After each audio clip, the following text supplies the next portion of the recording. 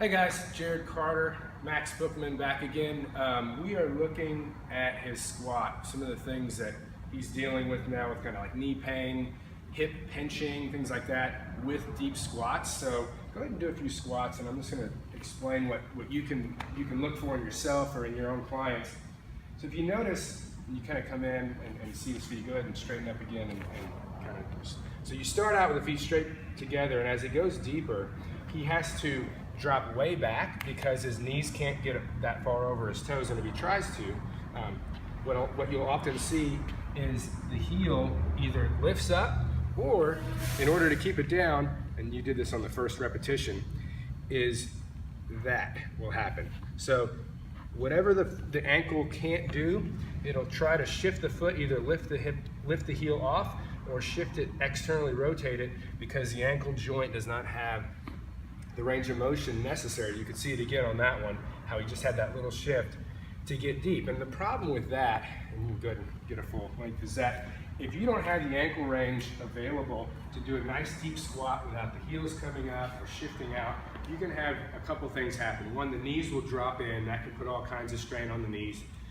What a lot of people will also do is that when the knees can't go any further forward than the toes, they start to bend forward, because if they don't, they'll fall backwards. So to maintain balance while going as deep as possible, they end up flexing way too far forward, and that's how we get a lot of back injuries in the clinic with deep squats with bad ankle range of motion. So come on over here, and we're going to do a quick little self-mobilization. What we're going to do is we're going to be trying to mobilize a bone in the ankle joint called the talus, and as the knee drives over the toes, the talus is actually supposed to glide posteriorly. And one of the reasons that we get a binding or a block in the front and lack of range of motion in this important dorsiflexion, it's called dorsiflexion range, is that talus is not gliding posteriorly as it should. Now in the clinic, it's easy enough to do so with our hands, but if you're not able to get to a manual therapist that can do this, you can use a power band to try to put some pressure on that talus as you actively are moving into dorsiflexion. So Max, go ahead and let's put this around there and put your foot up on that. All the way up on top? On the bench, yeah. Okay. So I've got this anchored down at about this angle, right? You have to come in close for this part. Now, placement is very, very important.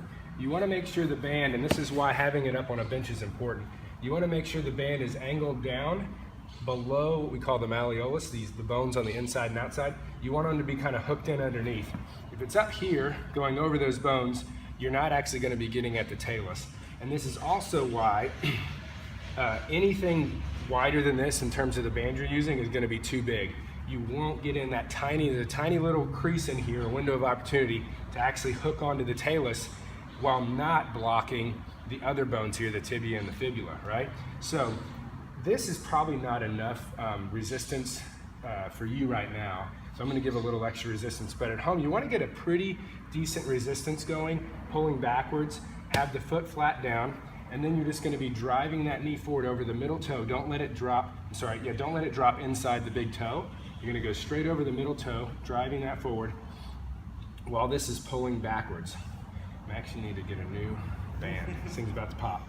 So you're just driving that over as far as you can go without lifting the heel up. And I do like a good 20 reps. Now one thing I'm seeing here, and come in a little closer, you can see how the band, keep going. Watch how that band is popping out because the tendon's here. That's gonna also block the action that we want. That's gonna block this posterior pull on the talus. So what I have my patients do is, as you come forward, make sure you're watching that and make sure you're not seeing that pop out. And if you are, try to put a little pressure down through the toes into, okay? Sometimes that'll deactivate. There you go, that's a little better. If you're pushing through the toes down, it'll deactivate the toe and foot extensors and let that band really pull and stay in that groove and not get pushed out. So we can really force that talus posteriorly as you're driving the knee over it. So I do like 20, 30 reps of this before squatting, and then retest and see if you can get your knees over your toes better, get deeper without bending forward, risking the back or knee issues by letting the knees drop in.